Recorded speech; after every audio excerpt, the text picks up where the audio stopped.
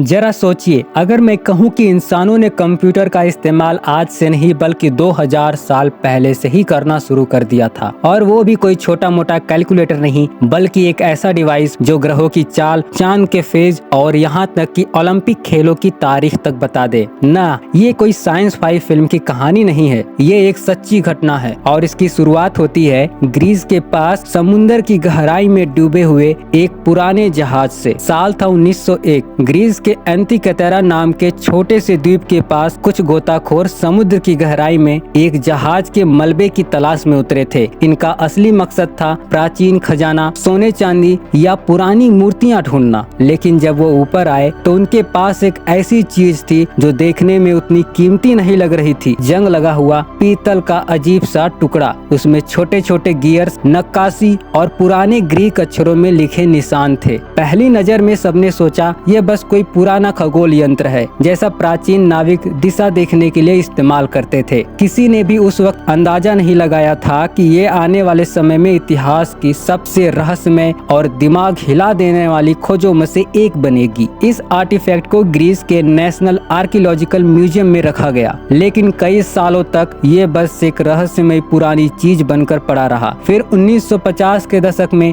British वैज्ञानिक Derek जे day सोला price ने इसे गंभीरता से स्टडी करना शुरू किया। उन्होंने एक्सरे और इमेजिंग टेक्निक्स का इस्तेमाल करके इसके अंदर झांका। जो उन्होंने देखा उसने सभी की सोच बदल दी। अंदर दर्जनों गियर्स थे और वो भी इतने प्रिसिशन से बने थे कि अगर आप किसी मॉडर्न घड़ी को खोलेंगे तो भी शायद इतनी बारीकी न मिले। डेरेक ने कहा ये एक मैकेनिकल कंप्यूटर है और सबसे हैरानी बात ये लगभग 2000 साल पुराना है। एंतिकतरा मैकेनिज्म में कम से कम 30 ब्रॉन्ज गियर्स थे और हर गियर्स के दांत इतने परफेक्टली बनाए गए थे कि वो आपस में स्मूथली काम कर सके। ये डिवाइस सूर्य, चंद्रमा और उस समय के 5 जाने पहचाने ग्रहों की पोजीशन कैलकुलेट कर सकता था। ये आने वाले कई सालों तक के सूर्य और चंद्र ग्रहण की भविष्यवाणी करता था। ये बताता था कि अगला ओलंपिक गेम्स कब होगा, क्योंकि प्राचीन ग्रीस में ओलंपिक खेल एक बड़ा इवेंट था। ये चांद के अलग अलग फेजेस भी दिखाता था ताकि किसान फसल बोने या काटने का सही समय जान सके। सोचिए ये एक तरह से एंशिएंट ग्रीक का पॉकेट यूनिवर्स था, एक छोटा सा मैकेनिकल मॉडल जिसमें पूरा आसमान फिट हो गया था। लेकिन सबसे बड़ा सवाल ये है कि इतनी एडवांस इंजीनियरिंग 2000 साल पहले किसने बनाई। इसके गियर्स की प्रिसिशन 18वीं सदी की घड़ियों जैसी है, जबकि 18वीं सदी में इंडस्ट्रियल रिवॉल्यूशन का दौर था। क्या ये टेक्नोलॉजी सिर्फ ग्रीस में थी या किसी और एंशिएंट सिविलाइजेशन से आई थी जो आज खो चुकी है। कुछ इतिहासकार मानते हैं कि आर्किमिडीज जैसे किसी जीनियस वैज्ञानिक का काम हो सकता है। दूसरे कहते हैं कि ये उस दौर की एक दुर्लभ खोज थी जो समय के साथ खो गई। और हाँ, कुछ लोग तो इसे लॉस्ट एंशिएंट टेक्नोलॉजी का सबूत मानते हैं और कहते हैं कि शायद हमें प्राचीन सभ्यताओं के बारे में हमारी सोच बदलनी पड़े। आज एंतिकतरा मैकेनिज्म के कई टुकड़े ग्रीस के नेशनल आर्कियोलॉजिकल म्यूजियम में रखे हैं। वैज्ञानिक इसको 3D स्कैन कर रहे हैं और AI सिमुलेशंस की मदद से मिसिंग पार्ट्स को फिर से बनाने की कोशिश कर रहे हैं। कुछ रिसर्चर्स का मानना है कि इसकी असली डिजाइन में शायद 37 गियर्स थे, जिनमें से कई आज खो चुके हैं। और हर नई स्टडी हमें एंशिएंट इंजीनियरिंग की नए परतें दिखाती है, जैसे गियर्स के पीछे लिखे इंस्क्रिप्शंस जो शायद इंस्ट्रक्शन या कैलेंडर डिटेल थे। फिर भी हम अब तक 100% नहीं जानते हैं कि उस समय के लोग इतनी परफेक्ट गियर टेक्नोलॉजी कैसे बना लेते थे बिना मॉडर्न मशीन्स के। ये सवाल आज भी खुला है। 2000 साल पुराना ये एनालॉग कंप्यूटर हमें सोचने पर मजबूर करता है कि क्या एंशिएंट सिविलाइजेशन हमारी सोच से कहीं ज्यादा एडवांस थी। अगर हाँ, तो फिर और कितने रहस्य हमारे आसपास छुपे हुए हैं जो बस मिलने का इंतजार कर रहे हैं। आपके हिसाब से ये एंतिकतरा मैकेनिज्म इंसानों की प्रतिभा का नतीजा था या किसी खोई हुई सभ्यता का तोहफा? नीचे कमेंट में अपना जवाब लिखिए और ऐसे ही दिमाग हिला देने वाली जानकारियों के लिए सब्सक्राइब कीजिए।